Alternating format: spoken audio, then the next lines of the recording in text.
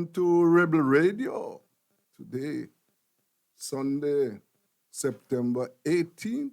And remember, we are coming to you live from Rockfort in the East.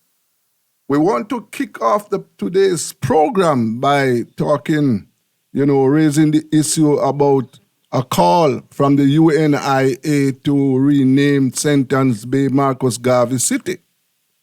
Now, as you will recall, that's where Garvey was born in 1887.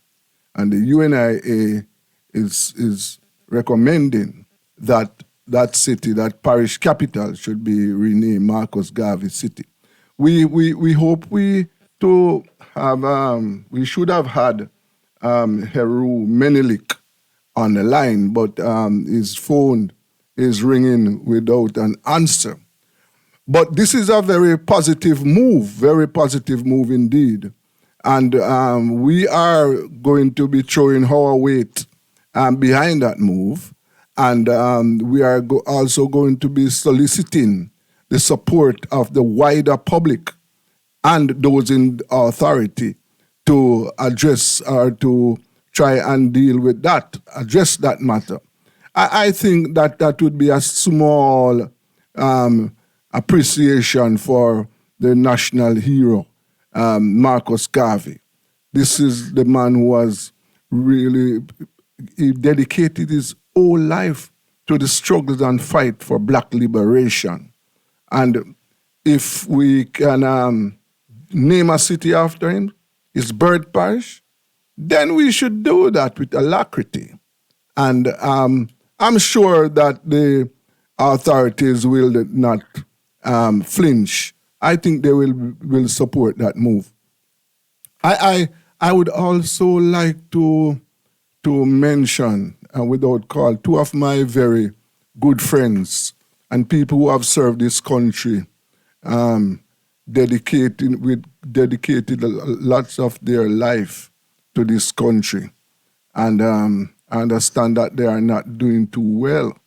They might be, I understand both of them are in hospital now, and I wish them a speedy recovery. I'm talking about former executive at the Jamaica Bauxite Institute, Dennis Morrison, and prominent attorney at law, Delano Franklin, who served in the politics. He served under the P.J. Patterson administration, and he tried his hand in Western St. Mary at representational politics. I want to wish them a speedy recovery. And talking about Western St. Mary, we want to talk to Member of Parliament Robert Bobby Montague, who in recent times has been making some controversial statements, one of which he called for the reintroduction of hanging, and also that members of parliament should get a pay hike. Now, I don't understand that because the MPs, you see, the MPs are presiding over Company Jamaica. And therefore, if they run Company Jamaica successful, then all of us, the shareholders who are the members of the public, and they who manage the company, they will get their fair share. But when you don't run the company, when you run the company into red ink, now, how do you expect to get a salary increase? I don't understand that. But we will have Bobby Montague later. Do we have him on the line? We'll have him. We'll have him later to explain why he is of the view that MPs should get a salary increase at this time. Then at 7:00. It will be industrial relations time. We'll be talking to some trade unionists about what is happening at the workplace. And because right now the workers are restive, and it's the same issue, low salaries and sometimes unsatisfactory working conditions. So that is going to be an issue. And so at workers' time at 7 o'clock, we'll be talking, as I said, to the trade union. We hope to talk to an employer also, because workers' time is a program that is designed to deal with the industrial issues at the workplace. So we'll be talking to the trade unions, the workers, the employers, the employees, and all stakeholders, because we want to ensure that the workplace is pacified. You know, capital and labor have to strive together if we are going to increase production and move forward. So we must have some harmony at the workplace. At 8 o'clock, then we hope to go on to Link Up. You know, Link Up is that part of the show that is aimed at talking to Jamaicans in the diaspora globally, not just in the United States, Britain and Canada, but all over the world. We want them to share their thoughts with us on any subject. We are not limited, they are not limited. And we also, want to talk to this program, is, as we say, the life of the people. And what we want to find out from the people, which is going to be a part of our programming, to talk to people in rural Jamaica. You know, there's a tendency in Jamaica, especially in the media, that all news flows from the capital. You know, if it's not Montego Bay, then it's Kingston. But there's a significant number of people living in the rural areas, and we want to find out what is happening in those areas where life is hard.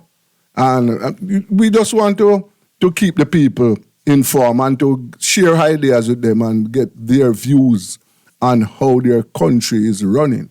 So we'll be talking to some people from rural Jamaica later. This is Rebel Radio, and I'm Desmond Richards, So stay tuned. This is the station for information. This is the station that will keep you abreast of what is happening and to hold the rulers responsible. That is part of our role and duty. This is Rebel Radio.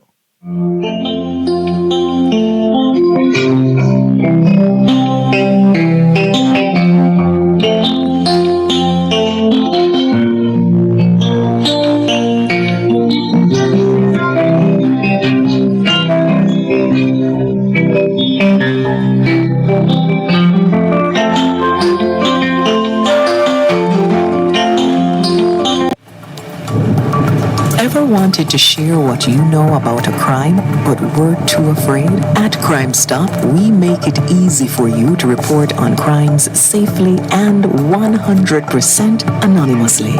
All it takes is 4 simple steps. First, contact the tip line at 311 or visit www.crimestop.org or www.311tips.com. Then share what you know anonymously with one of our trained counselors. Any information related to criminal activity is accepted. We don't want to know your identity. We don't record calls or use star 69, and there is no way of tracing tips over the phone or online. You'll also be given a file number for your tip. Next, track the progress of your tip by calling our tip line at 311 and quoting your file number. Finally, if your tip leads to success, you will be eligible for a cash reward. Rewards will be paid out upon request through a trusted disbursement agency with verification process to ensure that your identity remains hidden. Share what you know anonymously. Continue for your best life.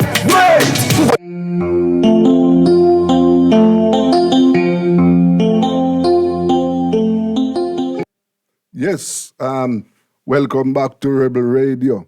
And you'll recall at the start of the program, I said that the UNIA made a call and is strengthening this call to the authorities to rename St. Anne's Bay Marcus Garvey City.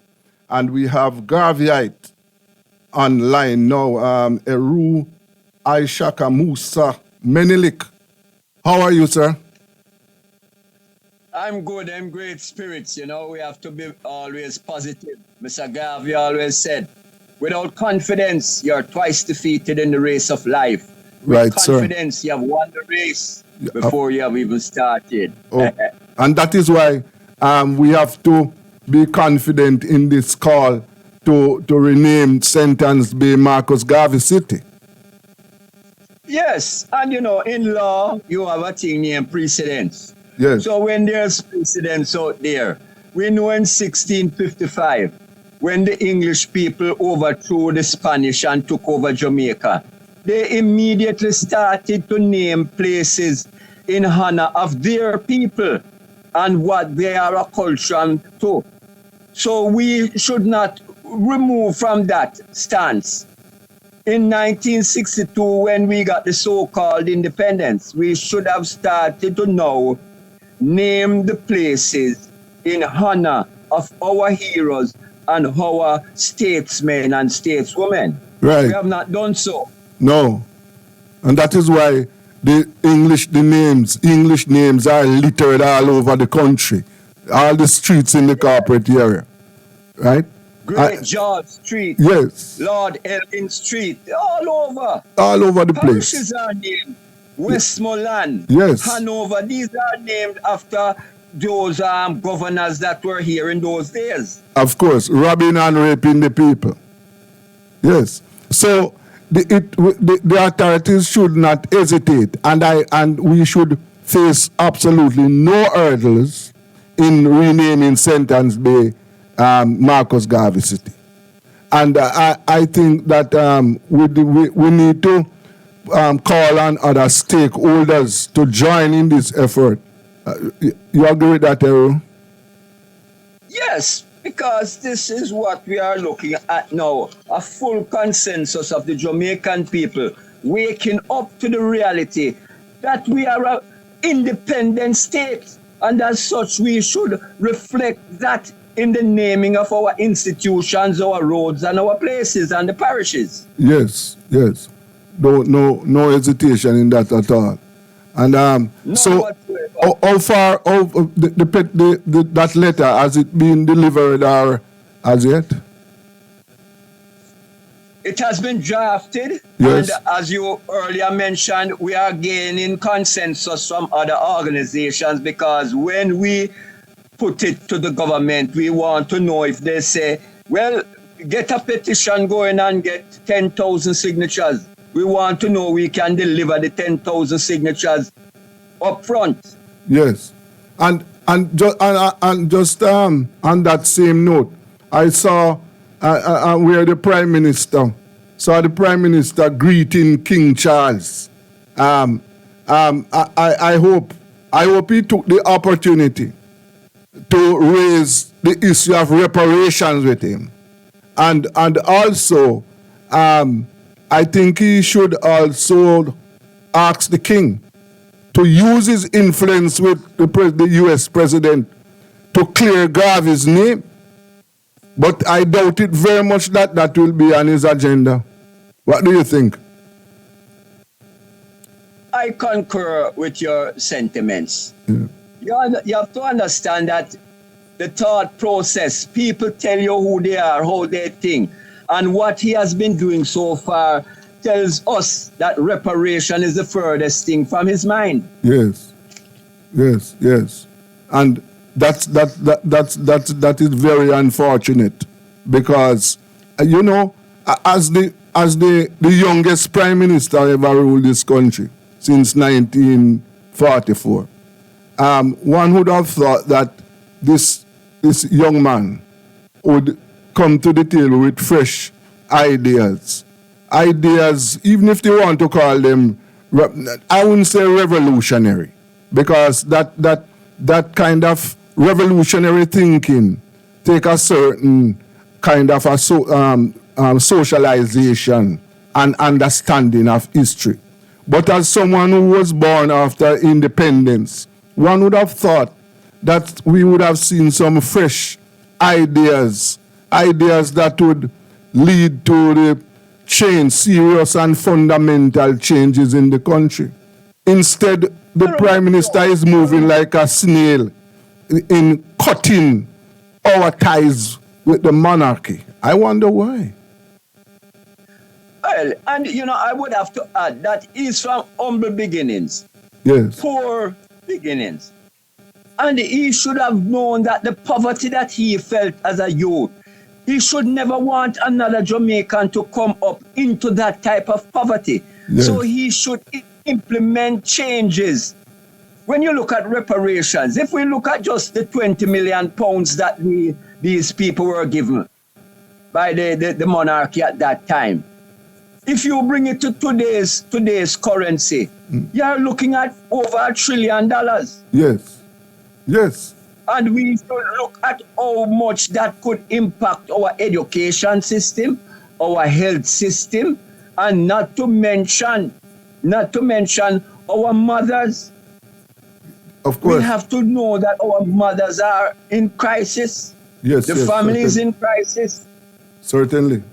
And they are the women are usually poorer than the men, But and they are bearing a lot of burden. So I am right with you there, right beside you there, that the PM should take this initiative to call for reparations.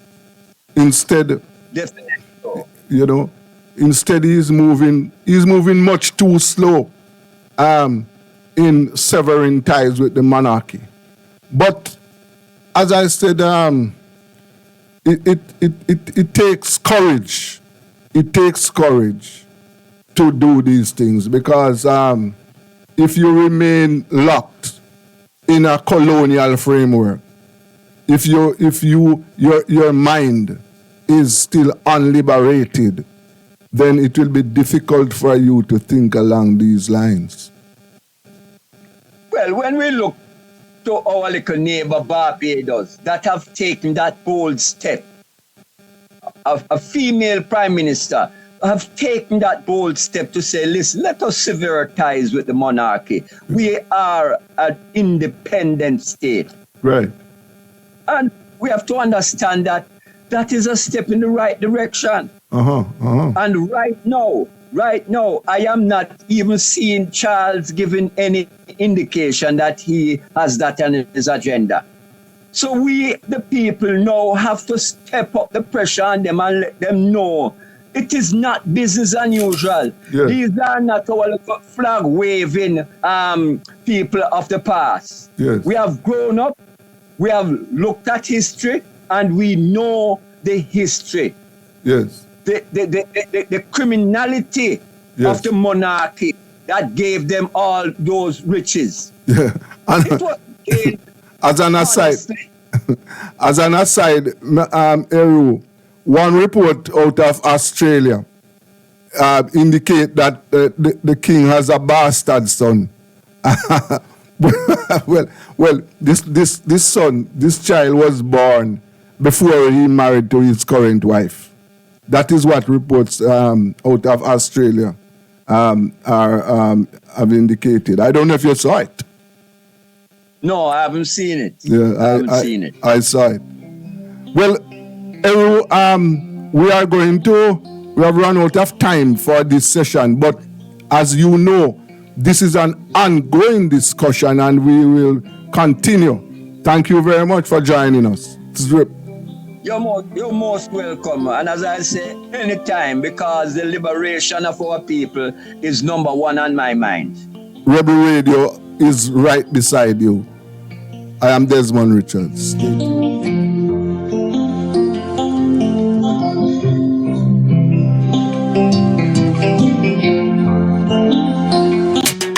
Do it for your best life. Wait. Go check your HIV status. Wait. So keep your life trending, no pretending. Me I tell yourself it, do it for you. Every time you are link with a condom, coulda house, coulda wife, coulda be a random. Condom connect and protect your profile. Be your own fan. Do it for your best life. Do it for your best life. Do it. Don't put yourself at risk. Condom connect every time. Do it. it for your best life. Keep we island clean, so clean. From the peaks to the beach, so clean. No dirty up Jamaica, please don't do it. Keep we island clean, so clean. From the peaks to the beach, so clean. No dirty up Jamaica, please.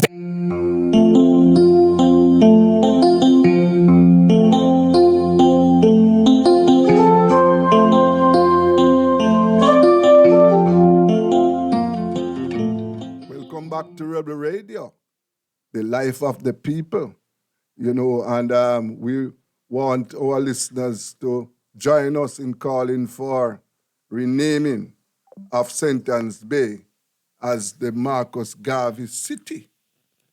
Right now, we are going to be joined by the former Minister of National Security, Member of Parliament for Western St. Mary. Hello. Yes, Mr. Richards. How are you, my friend? I am doing well, my brother. And I want to greet your listeners and to tell you that I have a 7 o'clock, so I don't want it to be felt like disrespect. No, I sir. have to leave. No, not at all. I am not going to hold you so long either, sir. We just. But when Desmond, I want to say to your listeners that when Desmond Richards calls you, it is the highlight of your career. You have to come on to his program. Don't blow. Don't. No, I am not blowing, so I might be ringing your bell, but I certainly don't blow. Thank you very much, my friend. By the way, one of our friends is hospitalized. Really? You need to text me that privately. Yeah, I will do that privately, right? But Bobby, recently you made 2 controversial statements. One was that you called for the reintroduction of hanging. I know that resonates with a lot of Jamaicans. And I must tell you, I am not anti-hanging either. But, when the state has to be very careful how it deals with violence. And I don't know what prompted you to call for the introduction of hanging. When you were Minister of National Security, you couldn't have said that? Mr. Richards, I want to say 3 things. Yes, sir. 1, you said I asked for the reintroduction. Yes. No, it was a resumption. There's a difference. All right. Secondly, when I was Minister of National Security in April 2016, I mandated my Minister of State, one Pernell Charles Jr., to do the research to find if there are any legal impediments. So I was speaking at a police graduation in Twickenham Park. So I'm on record of being consistent. When I was mayor, I made the call. All right. So it is nothing new, sir. Okay. Absolutely nothing new. And thirdly, I made another call in the resumption. If you don't want to resume hanging, take it off the books. Right. But you cannot have a law and then you disobey that law. Then you cannot wonder why you have a crime problem, because we cannot cherry pick which laws we are to obey. We must obey all laws. Right. But tell me something. I just want to know what is your thinking on this. Hanging, in other words, it could be used as a punishment or... Mr. Richards. Yes. Mr. Richards, let me save you a lot of effort. It is what is on our law books. Yes. So they don't call for an opinion or a justification. It is the law of the land. If you don't want to do it, change the law. That's all. But you're a legislator, so you should know what is... I don't want to change it, sir. I don't want to change it. But I am but one voice. Yes. So if the vast majority of legislators wish to change it, there is a method. Right. Change the law, but do not operate in the society in contravention of a law. That is societal hypocrisy. How must we then call upon the man that steal 2 mango that you want to lock him up with pre-license? Why you don't ignore that law? Why you don't ignore the law when a man drive without seatbelt? Why you don't ignore that? Right. But what is the thinking? What would you say? What is the thinking of your colleagues on this matter?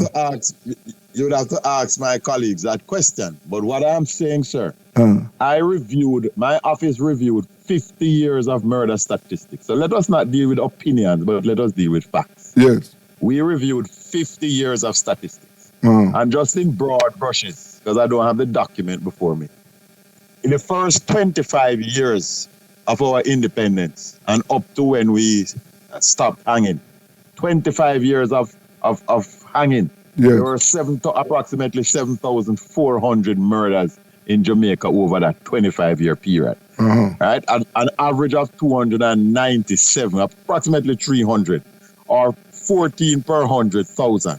Yes. The last hanging was in February 1988, which would be our 26th year. Yes. So we took out that year, those figures for the year of the hanging. And then 25 years, so it's 1989 to 2014 would give you 25 years to compare with the first 25. And it approximately 27,400 murders took place in that second 25 years when we stopped hanging. Okay. Please also note that the figures per 100,000 went to 42 per 100, from 14 to 42. But we must be fair and to note that the population increased by 57%. Okay. So even when you take out that, you still had over 100% increase in murders. And also we must take into note that the population in the second 25 year had more access to social amenities, more access to mentoring and psychological support. So it is clear in Jamaica, and more access to guns.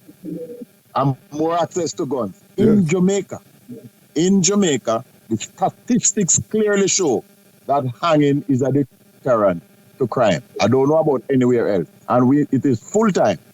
We begin to design solutions that are fit for purpose and that suit Jamaica. We cannot import solutions to our problems. We must design innovative and creative solutions that are fit for purpose. Mr. Montague, I want to ask you a question. Do you know about the European Union's position on hanging and what the fact that Jamaica relies on the European Union for aid? Do you know if there are any suggestions that the Europeans are... Mr. Richards, Mr. Richards, that's a red herring. The Jamaican Parliament and country has a law. And if you call the European delegation office tomorrow morning, they will tell you that they respect the law of any land they operate in. They respect it. They have their own laws, their own culture, their own norms. Yep. We have ours. But you know, stop blaming the Europeans. I am not blaming them. I'm not blaming them. Stop making excuses and using the Europeans as an excuse. No, I am not blaming them. But you know, we are heavily dependent on aid. We are heavily dependent on a lot of things, sir. We are heavily dependent upon the good Lord for sustenance of life. And we still turn we back and are fallen short of the glory of the Lord. Weighed and found wanted. So let us stop looking for blame and looking for reasons why. Let us either hang or remove it from the books. It's simple. Let us stop twist ourselves into all kind of conundrums. But listen, you are a member of a government. That position that you have taken should resonate with members of your colleagues. In other words, you are in a position to influence the government to resume hanging. And I am in that position, and I have spoken in the parliament. I have spoken in the hallways. Yes. And I will continue to massage, continue to advocate until I get my government to obey the law. So let's not shy away. I don't know what is the line of argument you're going. No, it's as if you are opposing what I have said. And I am simply saying, sir, if collectively we don't support hanging, like collectively, we don't support illegal importation of gun parts. So we passed a firearms bill to make it illegal and to give you 15 years. Yeah. No, if you import gun parts, if you catch a man stealing your oranges, he's going to get 3 months. If you catch him stealing your bananas, he's going to get 3 months. No, it's not that I'm opposing what you are saying, you know. It's that, remember, you are a member of the executive, where and the executive is one of the most effective, powerful arm of government. And you raised the issue, and you were not able to convince your cabinet colleagues to resume hanging, right? I don't know the reason for that. I am assuming that they were not in agreement with you. Mr. Richards, yes, sir. Whatever is discussed in cabinet cannot be discussed publicly. I stood up as a member of parliament for Western St. Mary because I am elected to represent the views, ideas of the collective majority of my constituency. Yes. I am doing my job, sir. I have stood up. I have represented the majority of my constituents. Not everybody in Western St. Mary is pro-hanging. Right. Not everybody, but the vast majority are, and I am duty-bound to bring their issues to the parliament. Okay. Am I wrong in doing that, sir? No, I don't think. I wouldn't say you are wrong. You are doing your duty. I'm just trying to... Thank you very much, sir. I'm just trying to unravel the argument. But before you go, you made another call for the salaries of parliamentarians to be increased. No, I would say, I am using Jamaica. Company Jamaica is run by the executive, the parliamentarians, right? So we are shareholders. Now, if the company JA, is drowning in red ink, where must money be found to pay the directors? Okay. You finish? I'm asking you that. Good. Company Jamaica, as in any company, the CEO, the chairman of the board is the head. The CEO is the chief operating officer. Yes. Then you have managers and supervisors, and it goes down the line. Right. A supervisor certainly does not get more pay than a manager. Am I correct? No, not. I would agree with that. In 99.9% of all companies in the world, including Jamaica, a supervisor would not get more pay than a manager. Yes. Am I correct? Yeah, correct? Yes, you are correct with that. Good. In Jamaica, the head of the entity, the minister, in almost 99.9 of the cases, gets less pay than every head of entity that he supervises. Less pay. So something is wrong with the corporate structure. So let us correct the corporate structure. So if something is systemically wrong with the structure, right, you're going to get bad results. If you, sir, you have persons, professionals who leave their profession to come to serve as legislators, we must compensate them well, put the necessary safeguards and laws in place that if they thief government money or are caught corrupt, we throw the full book at them. Right. But Mr. Richards and those who are listening, let me tell you, when I go into my constituency office on a Wednesday or on a Friday, I have hundreds of people that come to the office who seek welfare assistance. Yes, there are government programs that we refer them to. But take, for example, a lady that came in to see me on Friday. She came from the clinic. The pharmacy technician did not come to the clinic, so her prescription could not be filled. She has high blood pressure, extremely high blood pressure. She was only able to buy 1 day's worth of prescription on a Friday. Clinic don't open until Monday. Right. Should I sit down there and let her die? I have to go in my pocket. I also, as a legislator, have my light bill to pay, have my children to send to school. I have the same pressures and challenges that the average Jamaican has. Yes. But I have also, in addition, a lot of persons and people say, refer them to Park, refer them to this. But I have seen sick people that we have refer them to CDF, and by the time you finish with the procurement, Mr. Richard, the procurement procedure, the people dead. Yes, but you know why? Check, come. You know why those people turn up at your constituency? It's because Company Jamaica is not running properly. So some who are workers, for example, minimum wage. People are, can you imagine people surviving off 9,000 per week? I think the last time I looked, an MP is getting something like $347,000 monthly. Compare that with somebody who is getting 4 nines is $36,000 per month. So the reason why MP, two reasons. Mr. Richards, I am glad you're a maths brain. Compare that, sir, with burying at least 6 deaths per month. Yes. Compare that, sir, with giving hundreds of children lunch money. Compare that, sir, with the teacher writing from school that the bathroom window pop down or the blackboard dropping off of the and you have to pay school fees. With every church in your constituency needing assistance. Compare that, sir, with people complaining that they need a little mal to help them because granny dead and we are going to funeral up at Yes, I know. Because what has happened, Mr. Montague, what has happened, is that we have encouraged a political culture in the country where the politicians present themselves as Big Daddy. So Big Daddy is able to do everything for you. And in doing that, they are running a company that is flooded with red ink. So everybody, workers are underpaid. Hello? Mr. Richards, you're on your platform and you're pontificating.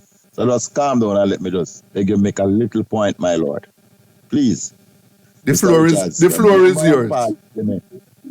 A member of parliament. Yes, there is the culture. But as you say, we need to fix. There are many things wrong with Jamaica. And there are many things right with Jamaica. Let us be balanced. Yeah. A member of parliament is faced with the here and the now. And when you have from that a minister, I don't know of any farm where the headman get more pay than Busher. That's a recipe for disaster right there, Brother Richard. Yes. You have professionals that you want to come to give the highest service.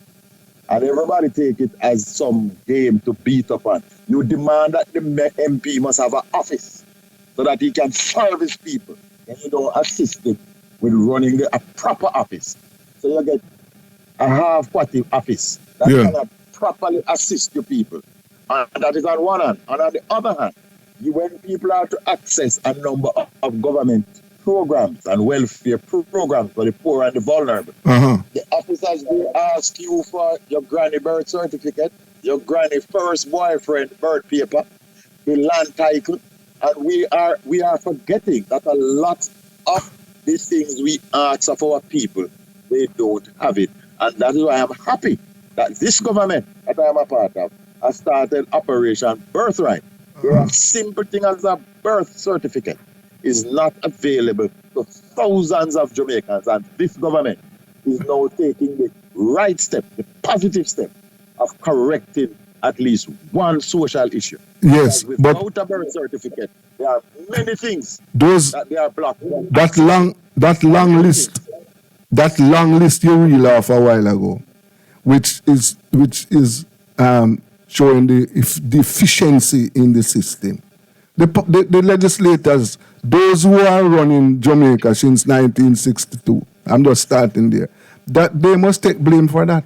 Because these are systemic. Sir. And Mr. Richards, let me tell you why I agree with you with that statement. Because a legislator comes and goes, but many of the officers, senior officers in agencies, you see, Mr. Richards? Yes, sir. Are there for a mighty long time. And that I want to come back to have a continue this conversation with you. Yes. Because many times we point to the politician and the minister and the MP as the fall guy. For example, take the whole matter, everybody beating up on Dr. Chan. But Dr. Chan does not have operational control over the police force. Yeah. Dr. Chan cannot promote an officer. We have a services commission. Is that services commission promoting the right person? Yeah. Is that services commission promoting enough persons? Who are the members of the services commission? What is their agenda? All right. Do they have any? I tell you what. But Mr. This, Richard, yes. have to go. Yes, of course. And let me tell you now, this door, this platform is wide open for you, you know. So we want you back because we have to talk about some constitutional issues when we talk again. Thank you for joining me. Thank you so much for inviting me, sir. Yes, sir. I know that this is the crowning moment of my political career. and good evening to your listeners. I hope they would have found the exchange. Stay safe and healthy. Thank you. That was Member of Parliament Robert Bobby Montague. This is Rebel Radio and I'm Desmond Richards.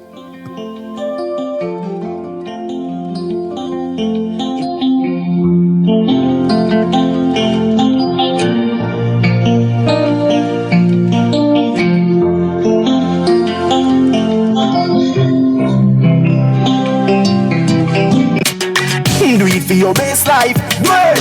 But check your HIV status, wait. So keep your life trending, no pretending. Me I tell yourself it, do it for you, do it for you. Every time you are link with a condom, coulda Uzi, coulda wife, coulda be a random. Condom connect and protect your profile. Be your own fan, do it for your best life. Do it for your best life. Wait, don't put yourself at risk. Condom connect every time. Do it for your best life. Wait. Keep we island clean, so clean. From the peaks to the beach, so clean. No dirty up Jamaica, please don't do it. Keep we island clean, so clean. From the peaks to the beach, so clean. No dirty up Jamaica, please don't do it. No dash no paper, no dash no plastic. Dispose your garbage responsibly. No know how to recycle, learn it quick. And if you drop it, better pick up every piece of it. Plastics last forever, don't forget the bits. Cause when them touch the street, them end up in at the sea. Collect pan the reef where they fish them feed. And when you want seafood, I eat your Keep eat. the island clean, so clean. From the peaks to the beach, so clean. No dirty up Jamaica, please don't do it. No dirty up Jamaica, no dirty up Jamaica, no dirty up Jamaica, no dirty up Jamaica. With a message to you from myself and the Ministry of Health and Wellness. Shenyang, everyone see wear a mask where the numbers drop. I don't want COVID, lay you down flat. Nose and mouth you fi cover up that. Sanitize or get hospitalized. Fight the virus, then fight for your life, yeah. Nobody talk about say you no response no more. Don't be reckless, cause your test say you not have it. You can still get the virus from somebody. Don't be reckless, cause your test say you not have it. You can still get the virus. So keep the numbers down. Protect yourself and the people around. COVID in town, 6 feet apart and 6 feet in the ground. Keep the numbers down. Protect yourself and the people around. COVID in town, 6 feet apart and 6 feet in the ground. Stay alive, stay alive, stay alive, stay alive, stay alive, stay alive.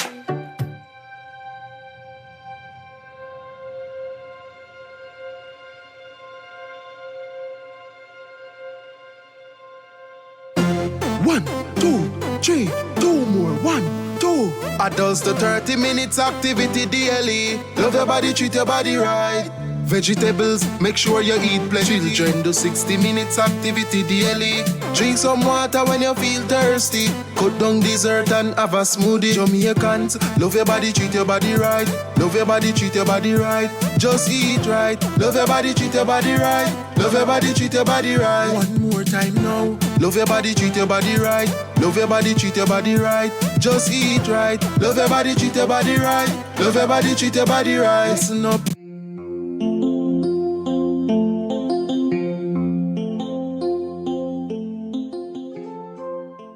Welcome back to Rebel Radio. I am Desmond Richards. And at this time, we want to change gear and to take a look at the industrial relations. See, this segment of the program is called Workers' Time. And we are going to be paying some attention to what is happening at the workplace. In order to ventilate these issues, we have with us the President General, well, ladies before gentlemen, we have the President of the Joint Confederation Research Development Center, Mrs. Ellen Davis White, and also the President General of the Bustamante Industrial Trades Union, Mr. Cavan Gale. Good evening, ladies and gentlemen. Hello? Good evening, Desmond. Good evening to your listeners. Good Yes. evening, Helene. Good. Welcome, sir. Welcome. Mrs. White? We're not hearing Mrs. White. But Mr. Gale, welcome to this program. This is Workers' Time. As I said, this is a segment specially designed to ventilate industrial relations issues. And this program, we want to use it to accommodate the employees, the employers, the trade unions, all the stakeholders to ensure that we have some harmony at the workplace. Because, labor and capital have to work together. And if you don't have harmony at the workplace, now that is going to slow down and in some instance might stop the whole productive process. Do we have Mrs. White with us? Mrs. White, good evening. Hello? Are you hearing me? I'm not hearing her. Mr. Gale, we want to start with you. So at this time, what is Yeah, man. Yeah. what is happening at the workplace You now? hearing me? Yes, I'm hearing you very clear. You are hearing me? Hello? I am hearing you, Oh, fine. Nice. Yes. Good. So I'm asking, at this time, how would you describe the workplace in Jamaica? Well, the workplace today, Desmond, is transitioning. The Yeah. world of work is changing, and it continues to change. And it is changing based on the advent of technology. Uh-huh. So we're in another revolutionary change at the workplace. Yes. And whilst these changes are taking place, workers have to be grappling with it, Okay. learning new roles, Yes. learning new methodologies. Jobs have changed. Jobs have gotten different. Uh-huh. And you find that the workers have to be moving with the change in terms of education, Mm-hmm. moving with the changes in terms of, the way the rules have changed. But Yes. one of the things that is not changing Mm-hmm. is the pace in which pay is moving with the high demand of work. Okay. And so you have a lot of employers not recognizing that there's a greater level of accountability. Workers have had to develop and educate themselves to move with the change.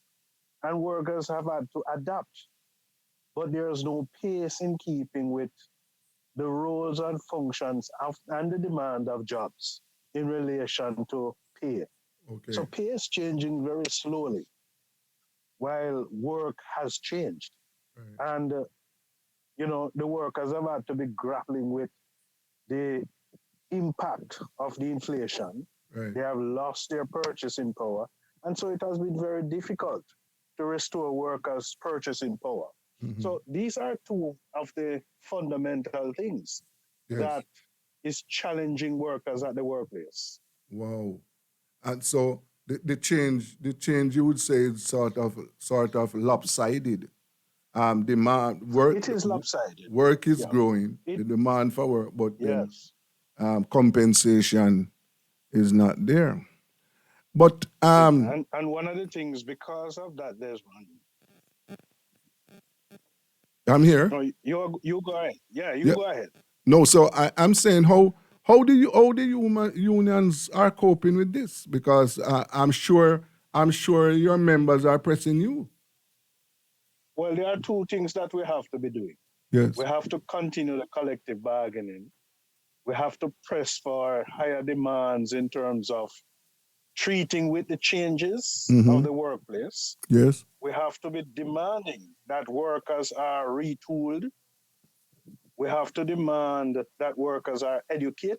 And so a vast number of our claims for collective bargaining has been around worker development, where the workers have to be trained Yes. and retrained and retooled in order to keep pace with jobs Yes. Yes. and job security. Because, as job changes, you might have restructuring taking place in organizations.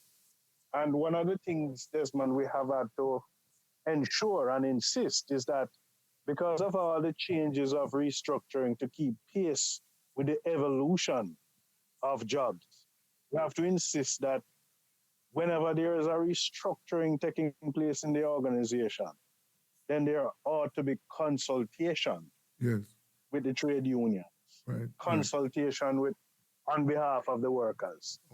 And what consultation is, it's not a situation where you're going to advise the trade union that you're doing restructuring, but you give advance notice of your plans to restructure. Right. What is the objective and intent of any such restructuring? And allow for the trade unions on behalf of the workers to be able to make informed responses in terms of how they protect the workers. Right. Because one of the things we want to ensure, Desmond, in all of this is that workers are protected. There's an advancement of those workers. And if they are restructuring, that is going to negatively impact on the worker. There's a fair and reasonable transition of that workforce who exit and the treating with the impact of those who remain. Right. A troubling aspect. The job of a trade union is not an easy job in dealing with all these changes. I can well imagine. And then I observe, and I heard complaints from workers too. This new term, contract workers, this trend seems to be growing at a troubling rate.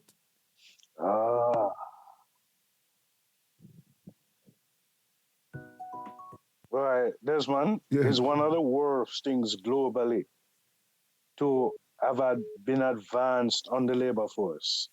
This thing about fixed term contract. Yes. Many years ago, you had fixed term contracts starting out with 5 years. Then it reduced itself to 3 years. Then you find that it reduced itself to a 1 year. Now, there are some worrying trends because you now have contracts of 3 months and 6 months being rolled over for many years.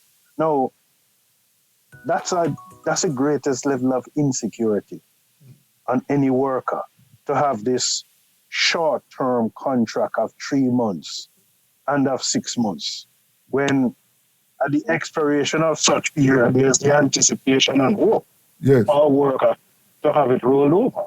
That must be very disruptive. One of the major impediments. That must be very disruptive. Say that again? It must be disruptive for workers. Of course it is.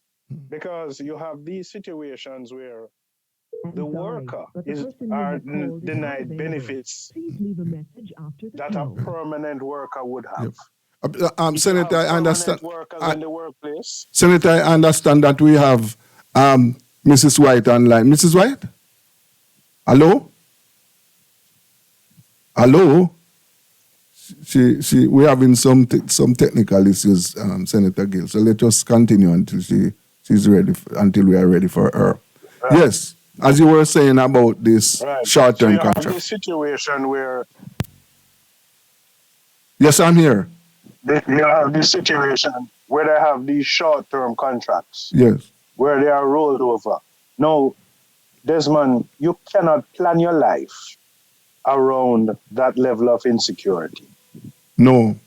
You cannot plan. Give an example. If you were to have access to credit,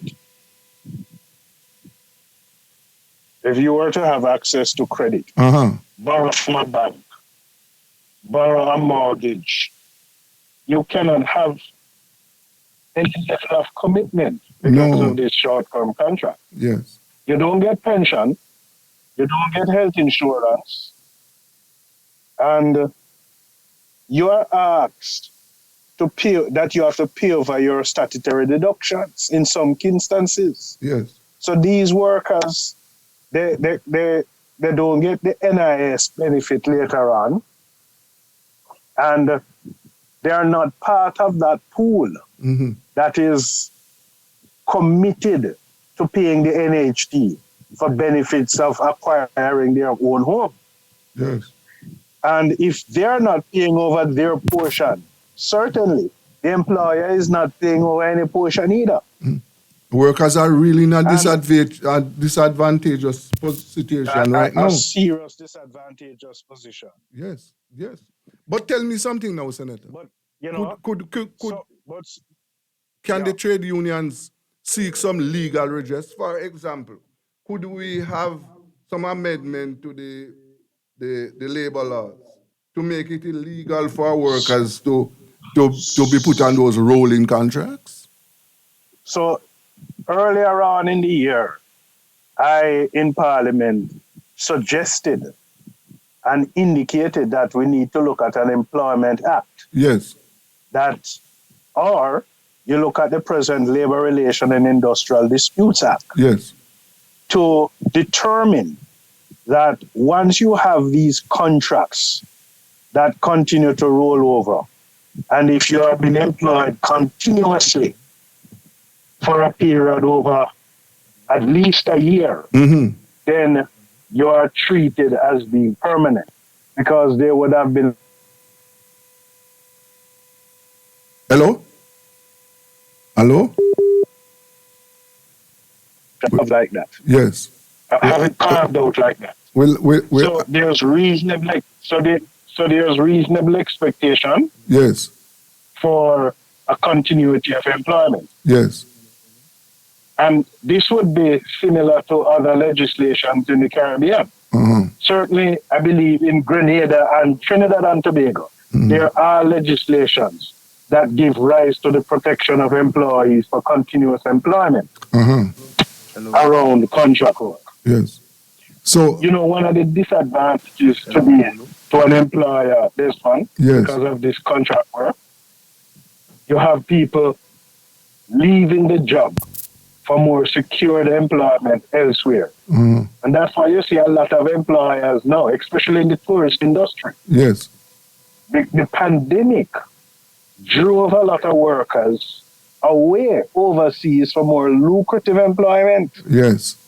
And it's simply because of contract work. They never felt secure. Right. They had these short-term contracts. They were separated when the hotels closed down because of the pandemic. Right. And so they sought alternative employment elsewhere. Yeah, because and that's why you're having